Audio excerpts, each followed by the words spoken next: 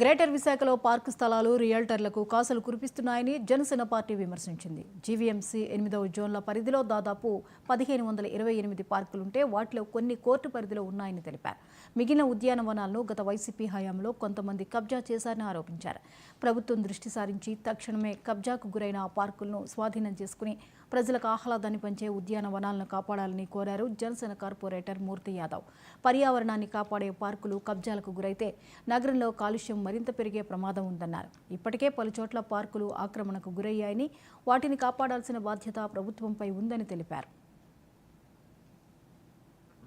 విశాఖ నగరంలో భీమిలీ జోన్ లో 208 పార్కు స్థలాలు ఉన్నాయి. దాంట్లో కోర్టు కేసుల్లో ఉన్నవి 2 ఉన్నాయి. 2 స్థలాలు పార్కు స్థలాలు. జోన్ 2 లో 300 పార్కు స్థలాలు ఉన్నాయి. దాంట్లో కోర్టు వివాదాల్లో ఉన్నటువంటివి 4 స్థలాలు ఉన్నాయి.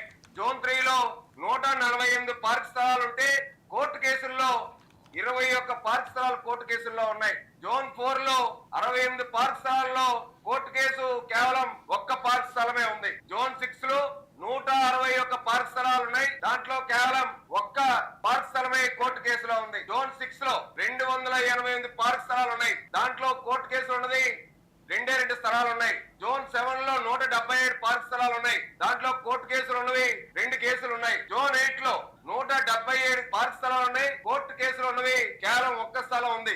అంటే సుమారు జీవీఎంసీలో 1528కి పైగా ఉద్యానవనాలుగా విశాఖలో ఉన్నటువంటి ప్రజలకి, ఆ వార్డు ప్రజలకి ఆహ్లాదకరంగా తీర్చిదిద్దాల్సినటువంటి పార్కు స్థలాలు వాటిని